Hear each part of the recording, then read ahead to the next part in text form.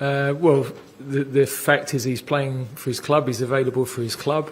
There hasn't been a trial as yet or any judgment. So I don't know on what basis we wouldn't pick him, really. I think before the World Cup, Callum Wilson had a brilliant run of form and hit form just at the right time. And he's obviously had a little bit of an injury that has inhibited his performances in the last few weeks. Ivan's been consistent across the season. Of course, as soon as we named that squad, he had a brilliant game at Manchester City, which was typical. So, but he's playing really well. I like the way his presence in games. You know, I saw his game at Arsenal where I thought he was outstanding, and he deserves his opportunity.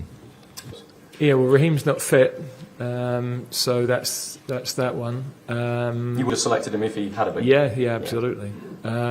With Ben, it's similar with Ben and Trent, really. The three boys that are in as right full-backs, we've got them just ahead of those two. We're blessed in that position with a depth of talent, and it's the hardest position to pick, albeit it's never straightforward criteria, and it's always shifting around a little bit on form as well. But Kyle and Trips were obviously the ones that played during the World Cup, started the games during the World Cup, have been consistent, and Reece coming back is another top player. So yeah, we'd love to have that depth in every position on the field, really. As well, is it just too difficult to stick to that idealist philosophy? It's impossible.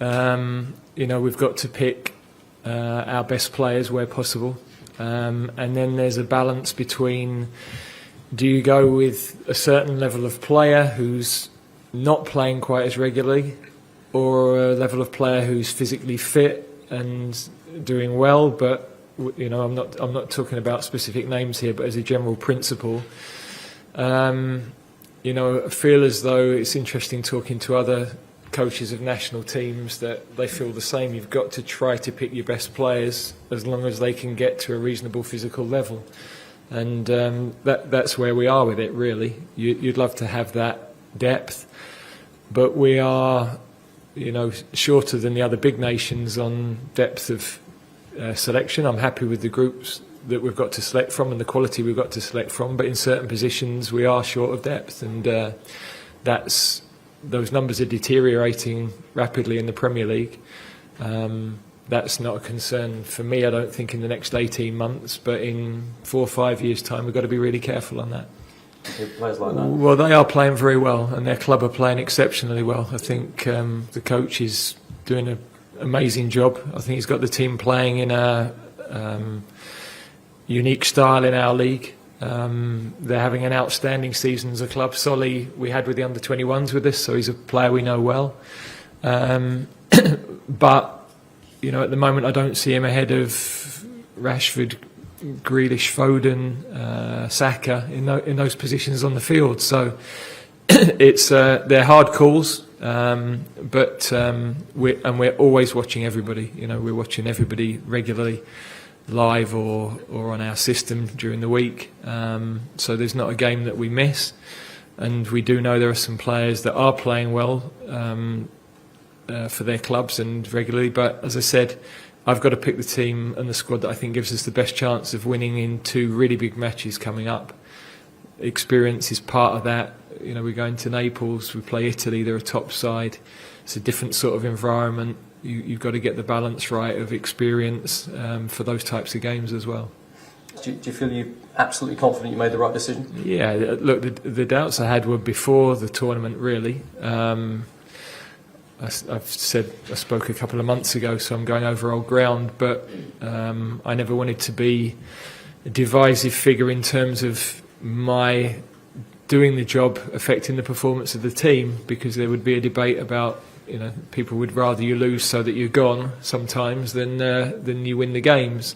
So I did worry before the World Cup that did I need to say I would be going at the end to allow the team the freedom to play. We decided not to do that because I think when we left Wembley after the Germany game there was an uplift in the mood. we've always known where we stand with the players, and that they're with us as a coaching group, and also wanted to show that you've got to come through tough spells as managers. I've had them before, and you're not going to duck a challenge just because there's criticism.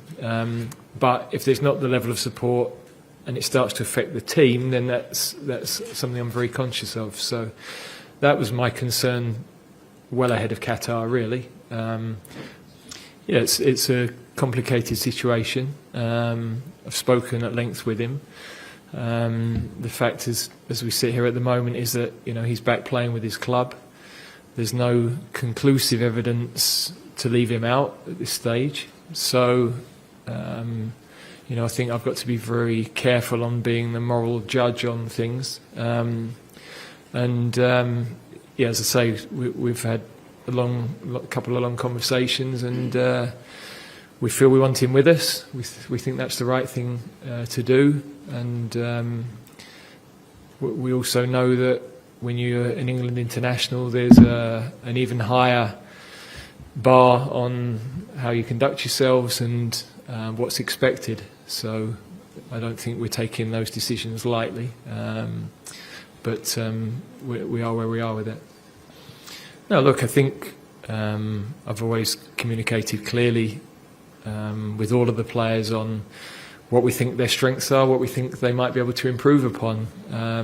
In the past we've maybe taken more players in that position, but I think this is a time of the season where you don't want to carry too many if they're not going to play. They're as well to have a break and re-energise. So I'm not going to go into a coaching conversation, but I think all the players that have not made the squad know the reasons why, and I think we always give clarity on that. I haven't seen the full extent or the context of the quote, so I don't want to comment on something that I might be not getting the full context of. I've said all along, I think there's got to be great collaboration on the football calendar, really.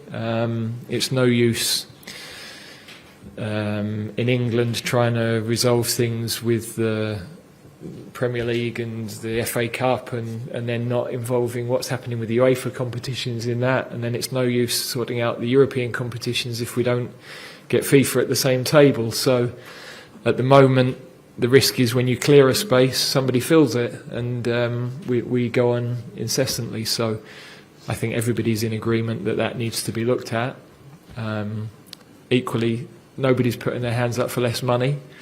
So there's got to be a compromise somewhere along the line. If we want to get the rewards we do within the game, then you need the commercial contracts, you need the broadcasting contracts, you need the prize money, and on we go. So everybody has to sit round the table, and if we want to resolve that situation, everybody's got to work together. Otherwise, there's always a loophole.